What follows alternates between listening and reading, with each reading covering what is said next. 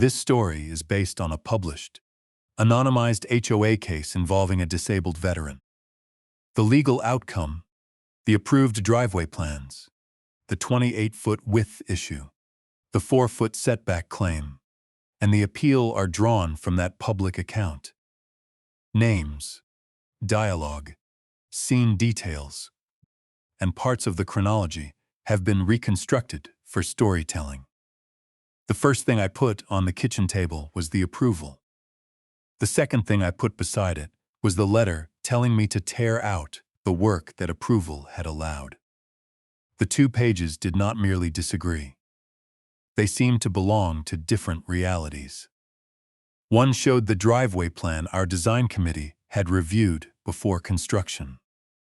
The other said the completed driveway violated the community restrictions and had to be removed. If we refused, the association was prepared to sue.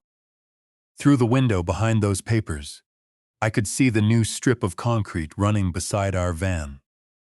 It was wider than the old driveway because it had to be. The extra room gave me enough space to position my wheelchair, lower the ramp, and transfer without balancing between the van and a band of loose gravel. It was not a decorative upgrade. It was the difference between leaving home independently and planning every trip around another person being available. The concrete was finished. The edges were clean. The forms had been removed. For a few quiet weeks, that driveway had done exactly what we had asked permission to make it do. Now the HOA wanted it gone. I read the letter twice before my wife, Sarah, asked the obvious question. Is this about a different plan? I checked the address at the top. Then I checked the lot number. Both were ours. No, I said. They mean this driveway. She picked up the approval page and held it next to the notice. But they approved it. That question would follow us through the entire dispute. How could the same process tell a homeowner to proceed, wait until the concrete was poured, and then treat the finished work as if permission had never existed? I wish I could tell you I recognized the legal weakness immediately. I did not. I was a veteran who had learned to prepare carefully because ordinary tasks now required more planning than they once had. I knew how to keep appointments, organize records, check dimensions, and ask before changing something I did not own outright. I was not a land surveyor. I was not a lawyer. At that moment, I was simply a homeowner staring at a threat that made no practical sense. What I did know was that we had not built first and asked for forgiveness later. Months before the concrete truck arrived, Sarah and I had sat at this same table with the association's design requirements open between us. The original driveway was barely workable when the weather was dry. On wet days, the narrow shoulder collected mud, and the small wheels at the front of my chair could sink just enough to make turning awkward. The van ramp needed a predictable landing area. I needed room to clear the ramp, rotate, and move toward the house without entering the street. We did not ask the HOA to take our word for any of that. We submitted a plan. The committee reviewed it and came back with questions. In this reconstruction, I will call the committee chair Linda. That is not the real person's name, and the conversations are dramatized, but the sequence reflects the published fact that the homeowners received approval on several different sets of plans. Linda wanted the proposed edge shown more clearly. We revised the drawing. The committee wanted another dimension added near the front approach. We added it. One version showed the accessible area, but did not make the transition to the existing concrete obvious enough. We clarified that too. Every time the committee asked for a change, we made the change and sent the plan back. That was the whole point of design review. The HOA had rules. We had a project. The review process was supposed to reconcile the two before anybody spent money. There was nothing dramatic about those exchanges.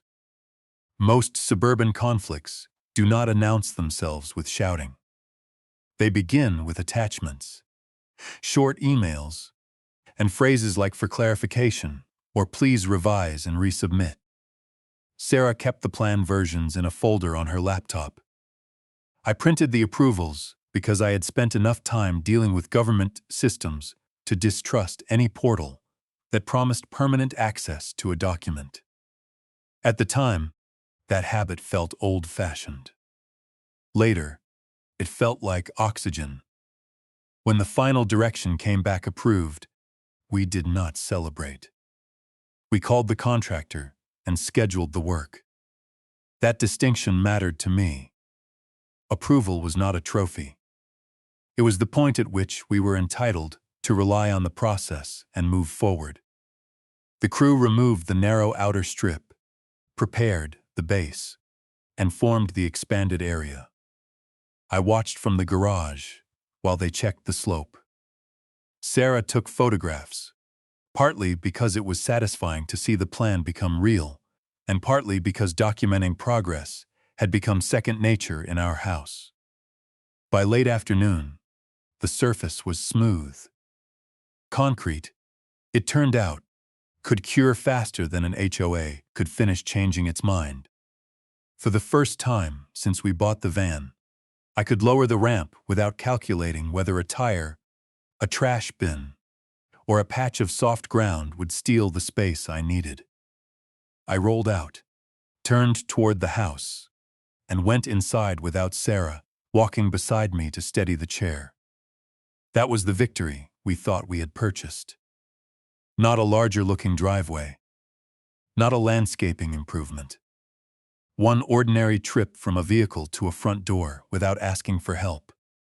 Then the notice arrived.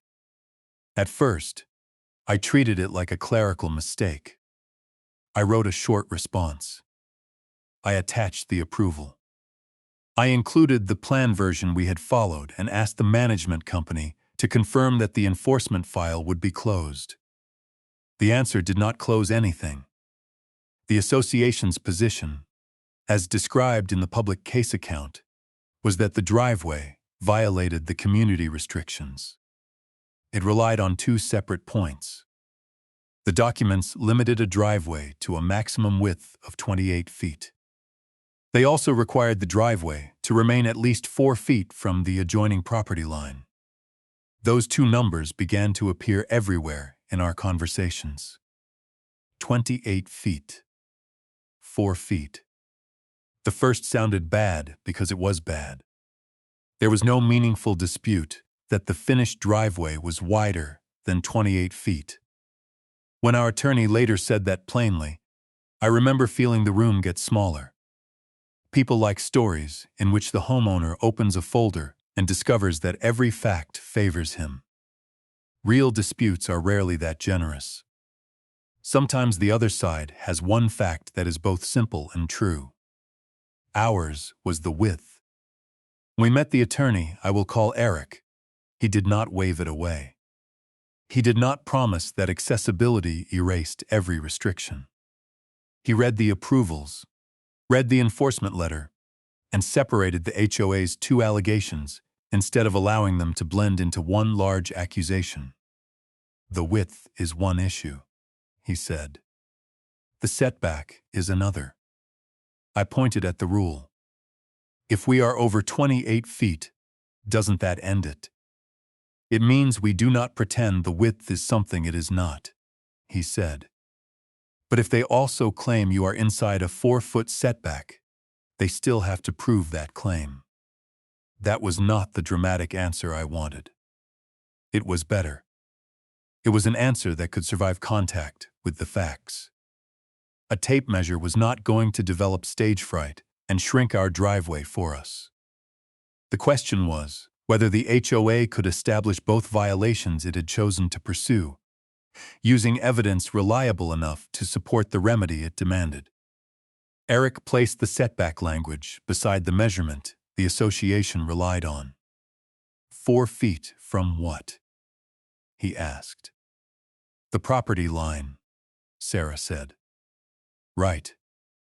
So where is the property line they measured from? That was the first moment the dispute changed shape. Until then, I had imagined the case as a fight over a strip of concrete. Suddenly it was a fight over a starting point. Distance feels objective. Put down a tape, read the number, and the number seems to settle the argument. But a setback is not measured from whichever edge looks convenient. It is measured from a legal boundary. If that boundary has not been established, the tape may still give an accurate distance between 2 physical points. It just may not answer the legal question anybody asked. Eric's next move was not to deliver a lecture. It was to make the other side show its work. Identify the property line used for the 4-foot calculation. Identify the reliable starting point. Explain how the measurement connected that established line to the driveway. The HOA did not withdraw its position. In this dramatized reconstruction, the board chose to stand behind the setback allegation, even after the baseline was challenged. I cannot tell you what any real board member privately believed, because the published account does not say. What matters is that the allegation remained, and an allegation that remains in a lawsuit eventually has to meet evidence. That choice created the center of the case. If the HOA stepped away from the setback theory, the dispute narrowed.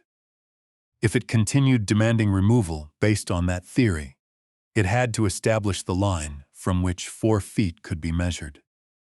Sarah understood it before I did. They have a distance, she said, but they have not proved the place where the distance begins. Eric nodded. Exactly. A tape measure is excellent at distance. It is terrible at property law. From that point forward, every explanation changed in action. We did not spend weeks trying to become amateur surveyors. We organized what we actually had. The approved plan sets showed that we had used the design process before construction. The notice showed what the HOA alleged after construction. The driveway itself showed the completed work it wanted removed. And the setback claim created a direct proof question. What established property line supported the HOA's 4-foot measurement?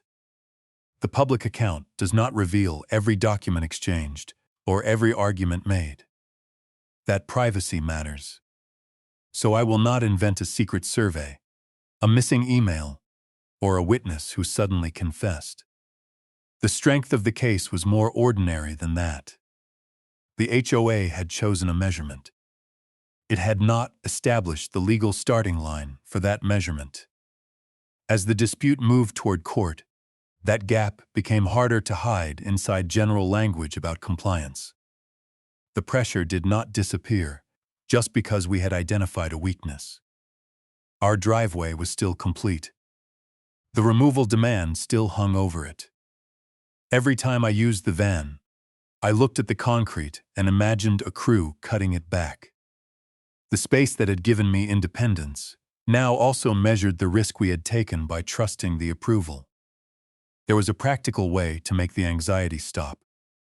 We could remove the disputed portion, absorb the cost, and return to asking for help whenever the narrow landing area made the ramp difficult. Sarah never told me what to choose. She only asked one question. If we remove it now, what was the approval worth? I thought about every revised drawing, every added dimension, every time we waited instead of building. A design process cannot demand obedience before construction and deny responsibility for its approvals after construction. At least, it should not be able to do that without proving the violation it claims justifies the reversal. I told Eric we would defend the driveway. That decision did not guarantee a win.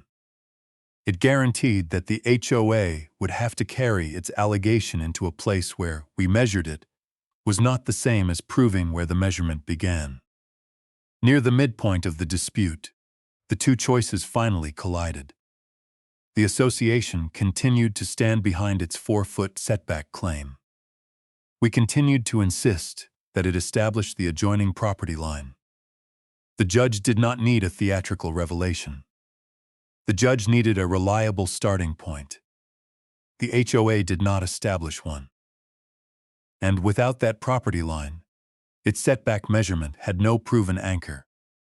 That was the point on which the trial court ruled in our favor.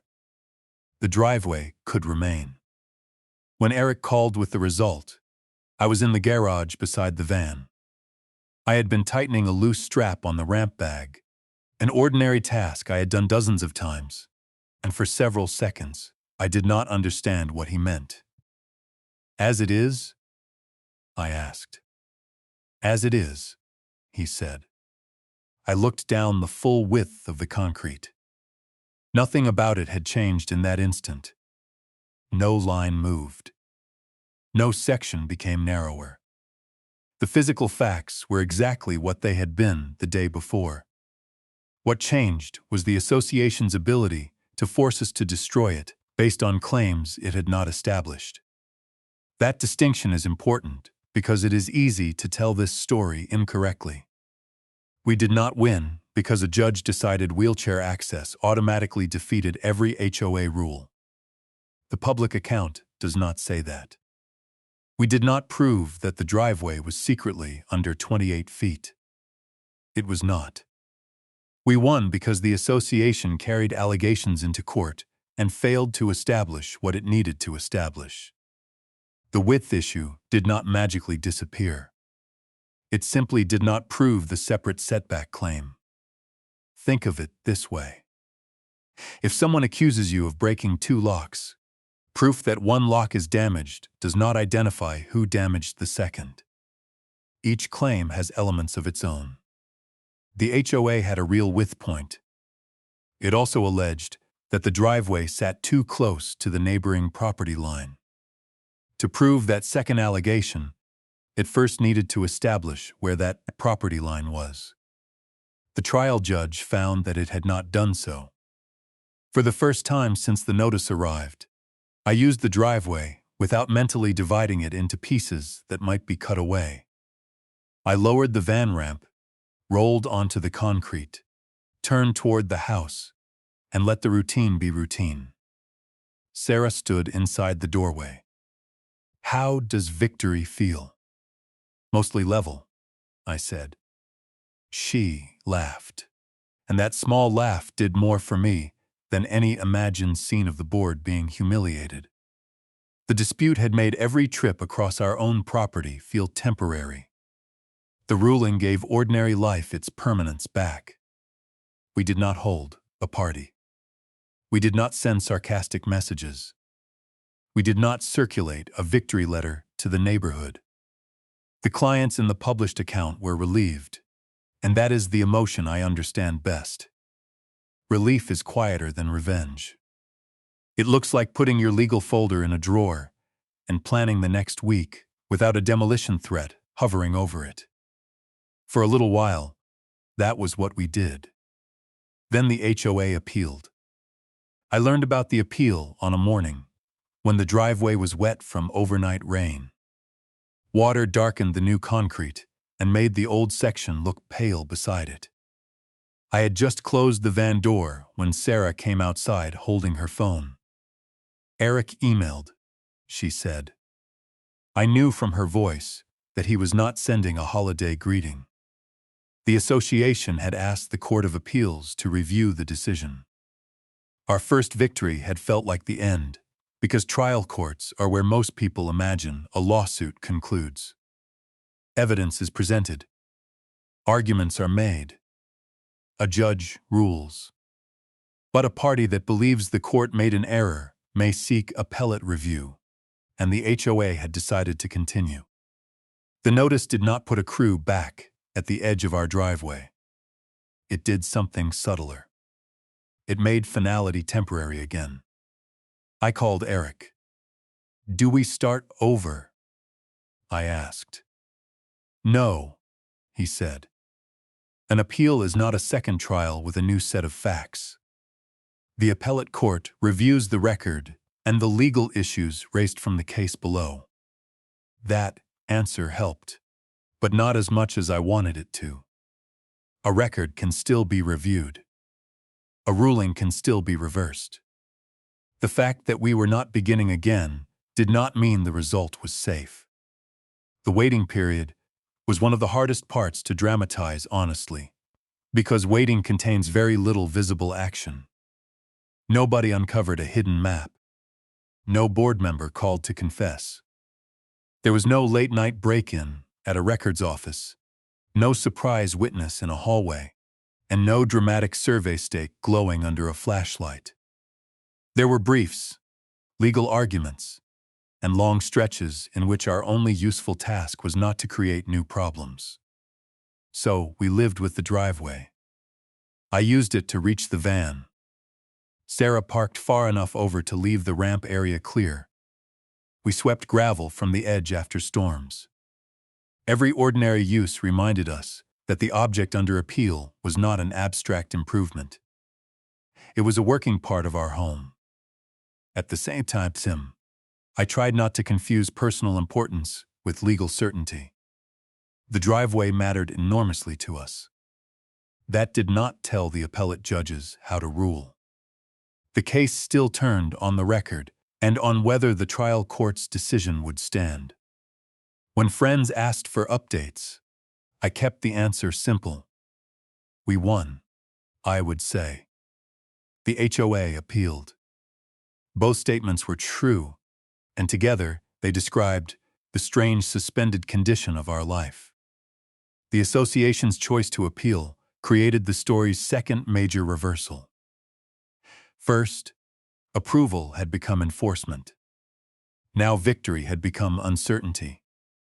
It also revealed something about institutional persistence. A board does not have to be cartoonishly evil to continue a bad case. Institutions can confuse consistency with correctness.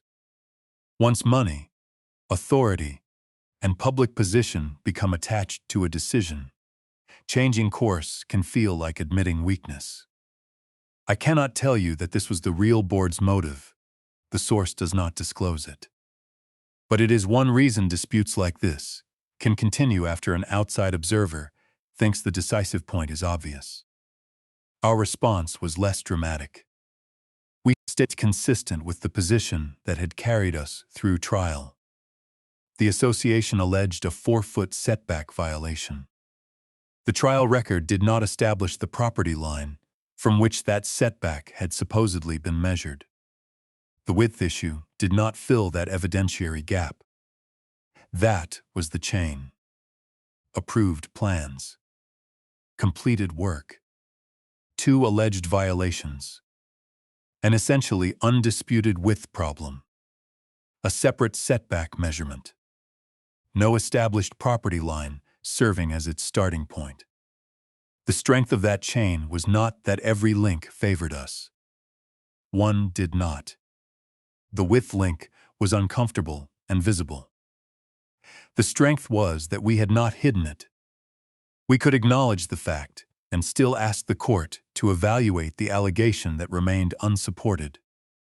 That is what competence looked like in this case. Not knowing everything. Not producing a miraculous document. It meant refusing to let one true number answer a different question. Months of conflict had trained me to expect every phone call to carry a new demand. When Eric finally called about the appellate ruling, I let the phone ring twice because I was afraid of learning how the waiting had ended. "The Court of Appeals affirmed," he said. I gripped the edge of the kitchen counter. Entirely? Entirely. The appellate court upheld the trial court's decision. The driveway could remain as it was. There was no third measurement. No last-minute compromise that required cutting back one corner. No instruction to return for another evidentiary hearing. The ruling below stood. Sarah was across the room watching my face. I put the phone down and said, "It is over." This time, the word felt safe. After the appeal, people wanted to know which single document had won the case. That question made sense. We are trained to look for the dramatic exhibit, the forgotten map, the time-stamped photograph, the email somebody should not have sent. Our story had approvals, plans, and correspondence. But the decisive weakness was not a piece of paper we had hidden until the perfect moment. It was a failure in the HOA's own proof. They said the driveway was less than 4 feet from the property line. The court asked, in substance, where that property line had been established. The HOA did not establish it. Everything else flowed from that. If you live under an HOA, there are several practical lessons here, but none of them begin with treating every board member as an enemy. Most design requests are resolved without a lawsuit. Most volunteers are trying, with mixed levels of skill, to apply documents they did not write. Starting every conversation as a war usually makes an ordinary problem worse. The first lesson is simpler: use the process and preserve the process. When you submit a design request, keep the version you sent. If the committee asks for revisions, save the revised version under a new name. Keep the email that transmitted it. Keep the response that approved it. If an online portal shows a status, save the record while it is available. A green word on a screen today is not the same as a file you can produce 2 years later. We had several sets of plans because the project had gone through review. That fact did not erase every restriction, but it showed reliance. It showed sequence. We asked.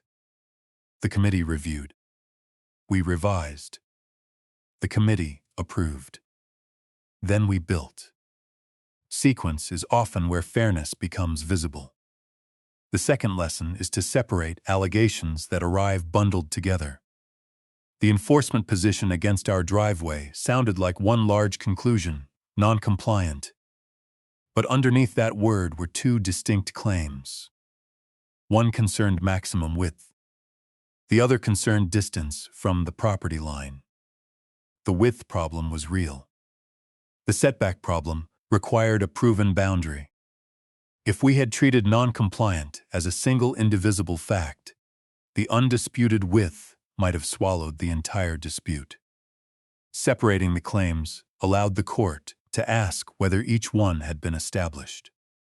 That does not mean homeowners should search for technical loopholes while ignoring rules. It means enforcement should be as precise as the remedy it demands. Telling a family to demolish completed accessibility work is a serious remedy. Serious remedies should rest on evidence that proves the actual violation alleged. The third lesson is that measurements are conclusions built from assumptions. Suppose I place one end of a tape at the edge of a hedge and tell you the driveway is 3 feet away. The tape may be accurate. The hedge may be exactly 3 feet from the concrete. But if the rule requires 4 feet from the property line, the hedge matters only if it marks that line. Maybe it does. Maybe it does not. The tape cannot answer. A fence can sit inside a boundary. A lawn edge can drift over time. A row of shrubs can be planted for appearance rather than ownership. Even a concrete joint is not automatically a legal line. The visible object and the legal boundary may coincide, but one does not prove the other merely by looking convenient. That is why Eric's question was so powerful. It did not argue about whether 4 feet was reasonable. It did not ask the judge to feel sorry for us. It asked whether the HOA had established the place from which its 4 feet had been measured. Education mattered only because it changed action. Once we understood the baseline problem, we stopped arguing in general terms about fairness.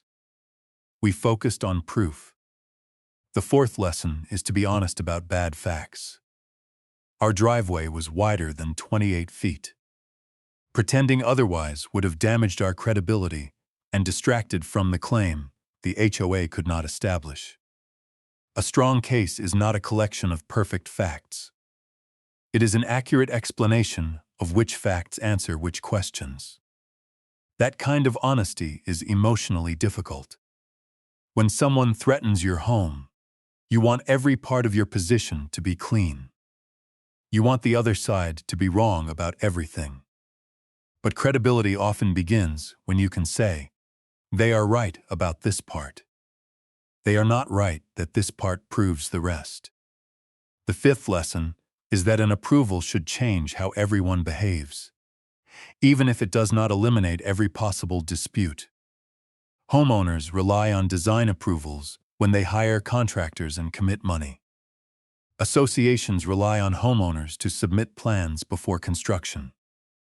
That system works only when both sides treat review as meaningful. If a committee sees a problem before construction, that is the time to identify it. Ask for a revision. Ask for a clearer dimension. Require evidence the governing documents actually authorize the committee to require. The homeowner can then decide whether to change the project, challenge the condition, or walk away before concrete is poured. Post-construction enforcement may sometimes be necessary. An approval might be based on inaccurate information. Work might depart from the approved plan. A committee might lack authority to waive a recorded restriction. Real cases turn on their own documents and facts. Our story is not a promise that every approval defeats every later violation. It is a reminder that an HOA cannot simply point to a restriction and skip the burden of proving how the completed work violates it. For us, that burden mattered because the disputed object was tied to independence. Before the expansion, loading the van required small calculations most people never have to make. Was the shoulder firm? Had rain softened the ground? Could Sarah stand near the ramp without blocking my turn? Was another car positioned far enough away? Could I reach the house without catching a front caster at the edge? After the expansion, those calculations disappeared. That is what accessibility often looks like when it works. It becomes unremarkable. A route is wide enough. A threshold is low enough. A ramp lands on a stable surface. The person using it spends less time thinking about the built environment, because the built environment has stopped creating unnecessary decisions. The HOA's removal demand made every one of those decisions visible again. The court rulings allowed them to become invisible. I sometimes imagine the alternate ending, the one in which we removed the driveway after the first letter. A contractor would have returned with saws. The smooth outer section would have been cut away. Dust would have settled over the part that remained. We would have paid once to build the access and again to destroy it. The approved plans would still exist in a folder, but they would describe a promise no one had been required to honor. That did not happen. It did not happen because we had a lawyer prepared to separate the claims and test the evidence. It did not happen because the HOA's measurements sounded official. It did not happen because the trial court looked for the property line behind the number and found that the association had not established it. And it did not happen because the Court of Appeals upheld that decision. The ending was not a board president being marched from a meeting. It was not a giant damages award. It was not a judge announcing that every HOA rule was invalid. None of those things appears in the published account, and adding them would make the story less useful. The ending was concrete that stayed where it was. That may sound modest after a trial and an appeal. To me, It was exactly the size of the victory. There's another part of the story that deserves attention. The period between receiving an approval and learning that someone intends to disregard it. At first, I kept trying to solve the dispute as if the right attachment would restore common sense. I resent the approval. I placed the plan version beside the notice. I asked management to explain which feature had changed between review and completion. That was the reasonable first response. It was also emotionally safer than admitting we might be heading toward litigation. Nobody wants to hire a lawyer over a driveway. A lawsuit consumes money, time, and attention long before it produces an answer. It changes the way you read ordinary email. It makes an envelope from the management company feel heavier than paper. It invites you to rehearse conversations while brushing your teeth and to check rules at midnight, even though the words have not changed since dinner. Those details are reconstructed, but the pressure is faithful to what the published interview conveys. The clients were relieved when the matter finally ended, and they would have preferred not to go through a trial and an appeal. That is worth remembering whenever a legal victory is condensed into a headline. Homeowner wins can fit on one line. Living through the process does not. The delay also explains why the midpoint choice mattered. Refusing to remove the driveway was not a fearless gesture. It was a decision to remain inside uncertainty because the alternative imposed a certain loss.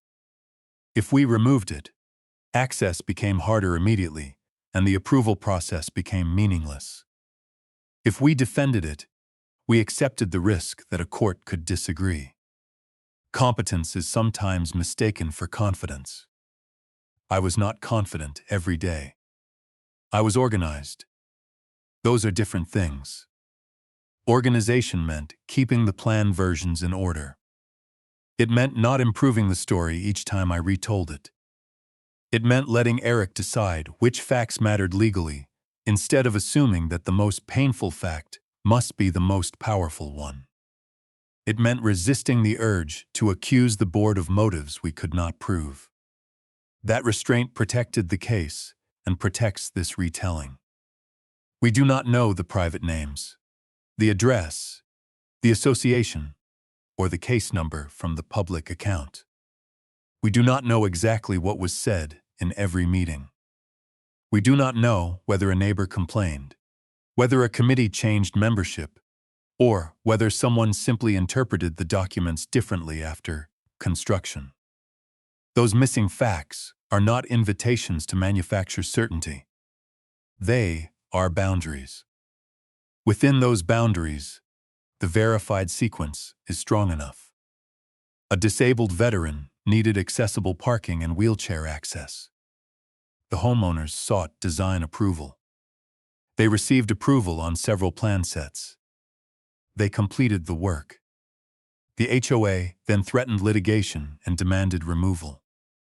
It alleged a maximum width of 28 feet and a 4-foot setback. The width issue was largely undisputed. The property line basis for the setback measurement was not established. The homeowners prevailed at trial. The HOA appealed. The appellate court upheld the ruling entirely. Nothing needs to explode for that sequence to hold attention. The tension comes from reliance being reversed after the cost is committed. The twist comes from the fact that the obvious bad number, 28 feet, is not the question that decides the setback allegation.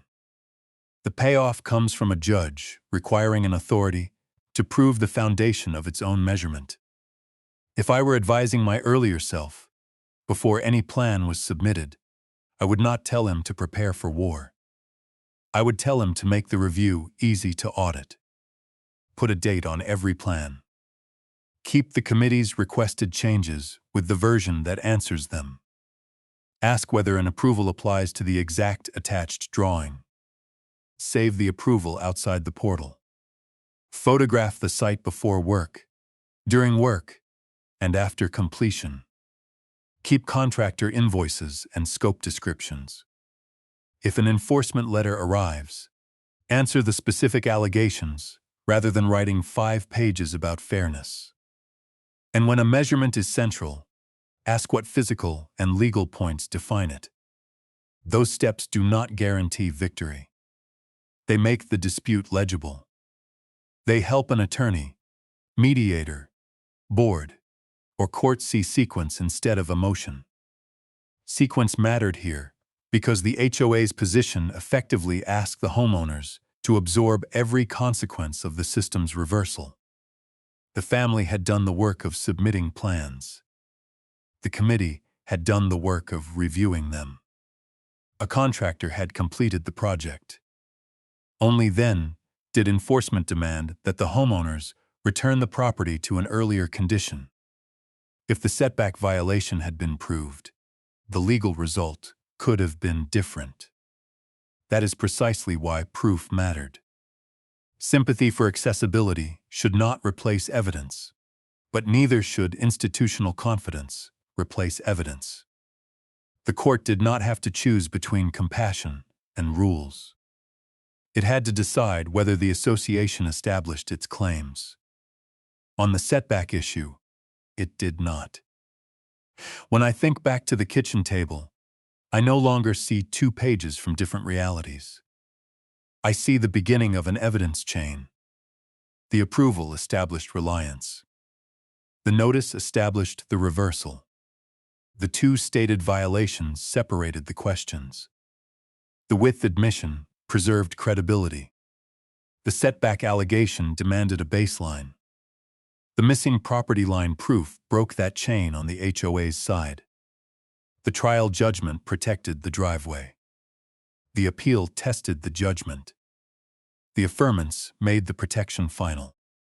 That chain is why the outcome feels earned. We did not win because I delivered a perfect speech. Sarah did not uncover a hidden deed behind a wall. Eric did not surprise the court with evidence obtained at the last second. The result came from asking a basic question early and refusing to let it disappear beneath broader accusations. Where did the measurement begin? The question sounds almost too small for a dispute that reached an appellate court. But procedures often turn on small questions because small questions determine whether large claims are supported. 4 feet is precise. Somewhere near the property line is not. The authority to enforce a rule does not supply the missing precision. A board vote cannot locate a boundary. A violation notice cannot transform an assumed edge into a proven one. Repetition cannot make the starting point more reliable. Evidence has to do that work. For viewers facing their own HOA disputes, this story should not be used as a substitute for local legal advice. State law differs. Governing documents differ. Disability accommodation issues can involve legal protections not discussed in the public case summary. Deadlines matter, and waiting too long to respond can create problems even when an association's position appears weak. The useful principle is narrower. Read the claim carefully, preserve the record, and identify what must be true for the remedy demanded to be justified. Sometimes the dispute is about authority. Sometimes it is about notice. Sometimes it is about whether the work matches the approved plan. In our story, one decisive question was whether the HOA proved the property line from which it measured the setback. It did not. Years from now, nobody driving past the house would know that the extra concrete survived a trial and an appeal. They would see a van, a driveway, and enough room for a wheelchair to move safely between them. That anonymity is fitting. Accessibility is not supposed to look like a legal monument. It is supposed to work. The day after the appellate decision, I lowered the ramp and paused at the place where the old driveway had once narrowed. The morning was quiet. The concrete held a faint line of moisture along the edge. I rolled across it without thinking about 28 feet, 4 feet, plan versions, trial exhibits, or standards of review. Halfway to the house, I realized I had forgotten to be worried. That was when the victory finally felt complete. The driveway stayed. The threat did not. And the approval on our kitchen table once again meant what any homeowner would reasonably believe it meant: permission to build, permission to rely, and permission to come home. There is one final reason I keep returning to those two documents. An HOA dispute can make a homeowner feel as if procedure belongs only to the association. The board has management software, council, meetings, forms, and official letterhead. The homeowner has a kitchen table. That imbalance can make an enforcement claim feel proven before anyone tests it. But procedure is not a costume worn by authority. It is a set of steps that applies to the claim itself. If the association says a driveway exceeds a width limit, it should identify the applicable limit and the relevant width. If it says the driveway violates a setback, it should establish the boundary from which that setback is measured. If it demands demolition, the evidence supporting that remedy should be strong enough to survive more than repetition in a violation letter. Our case reached trial because repetition did not answer the baseline question. It reached appeal because the HOA did not accept the trial result. And it ended because the appellate court upheld that result. The process was exhausting, but the final logic was remarkably clean. You cannot prove a 4-foot distance from a property line you have not established. That sentence contains no insult. It does not assume bad faith. It does not require a judge to choose the more sympathetic person. It simply connects a claim to the evidence necessary to support it. That is why the ruling has a useful lesson beyond this driveway. Quiet questions can be more powerful than loud accusations. Where is the authority? Which version was approved? What notice was required? Who owns the disputed area? What event triggers the obligation? Where does the measurement begin? Those questions slow a conflict down long enough for its structure to appear. Slowing down mattered for me. The first enforcement letter made me want to answer every unfair implication at once. I wanted to explain the wheelchair, the van, the mud, the revisions, the contractor, the money, and the absurdity of approving work before threatening to destroy it. All of those things mattered to our lives. Not all of them answered the legal question. Eric's value was not that he cared less. It was that he knew how to convert the unfairness into a sequence the court could evaluate. First, acknowledge the width. Second, separate the setback. Third, demand the starting line. Fourth, hold the HOA to the proof behind the remedy it requested. That sequence left no room for a magical victory. It also left less room for distraction. During the appeal, I sometimes wondered whether the simplicity of the issue made us safer or more vulnerable. Simple questions can produce clear answers, but they can also make you fear that you have overlooked something obvious. I reread the notice until the words lost their shape. I compared the plan pages, even though I knew them by memory. I asked Sarah whether we had misunderstood the approval. "We followed what they gave us," she said. Her answer did not predict the appellate ruling. It reminded me why we had defended the work. Reliance is not glamorous. It is a homeowner arranging financing because a plan was approved. It is a contractor ordering material. It is a family changing how a disabled person enters a vehicle. It is money in daily life from that point because an institution said yes. When that institution later says no, the reversal should not be treated as a minor administrative correction. The cost has already moved from paper into the physical world. In our case, it had become concrete. The published interview says the clients would have preferred not to go all the way through trial and appeal. Of course they would. Winning does not make the process free. It only prevents the threatened result from becoming permanent. That is another reason the ending should remain restrained. A lawsuit is not entertainment to the people inside it. Even a satisfying result can sit beside lost time, legal expense, stress, and the knowledge that a process designed to review a home improvement became a threat to remove an accessibility feature. So I do not remember the appellate decision as the moment we defeated an enemy. I remember it as the moment we no longer had to defend an ordinary route from our van to our door.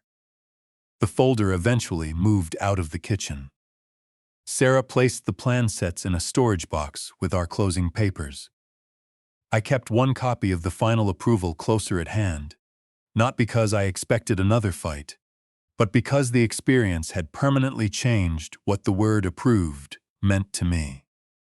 Before, approval meant the project could begin. Afterward, it also meant evidence of the path we had taken to get there. The driveway itself aged normally. The pale new concrete gradually came closer in color to the older section. Rain washed dust from the joints. Tires left faint arcs near the van. Winter brought a thin crust of ice to the shaded edge, and spring brought weeds that tried to occupy every crack they could find. Ordinary maintenance returned. That was the point. No survey marker appeared as a trophy. No plaque announced the appellate result. The space simply continued doing its job. Whenever I tell this story, people focus first on the contradiction, approved, then illegal. They focus next on the twist, a measurement without a proven property line. Both deserve attention. But the part I value most comes after the twist. The court required the claim to be proved. The appellate court allowed that requirement to stand. And a family kept the accessible driveway it had sought permission to build. That is not a fantasy about defeating every HOA. It is a factual spine surrounded here by disclosed reconstruction. It is a reminder that governing documents matter, approvals matter, evidence matters, and even an official-looking measurement must begin somewhere real. If you remember only one image, remember the kitchen table. On one side, the approved plan. On the other, the removal threat. Outside the window, the completed driveway. By the end, all three still existed. But only two retained authority over our lives: the approval that documented our good faith process, and the driveway that preserved my independence. The threat had become what it should have been from the beginning: an allegation that could not survive without proof. The next morning, I backed the van into position and lowered the ramp. For months, that mechanical hum had been tied to the case. It reminded me of dimensions, letters, deadlines, and the possibility that the surface beneath it might be cut away. This time, it was only a ramp. I rolled onto the driveway, turned toward the house, and stopped long enough to look back. The outer edge followed the same clean line the contractor had formed from the approved plan. Nothing about it looked like a courtroom victory. It looked useful. That usefulness was the final answer to the question the story began with. The HOA had approved the work and later tried to call it unlawful. The homeowners did not prevail by denying every uncomfortable fact. They prevailed because the association could not establish the property line necessary to prove its setback measurement. The trial court allowed the driveway to remain. The Court of Appeals affirmed. Everything added around those facts in this retelling: our names, private conversations, pauses at the kitchen table, and the texture of waiting has been disclosed as reconstruction. The core result needs no embellishment. A rule had a number. A claim had a measurement. But the measurement had no proven starting line. And when the legal process finally ended, I did not need a speech. I needed enough room to come home on my own. I had it.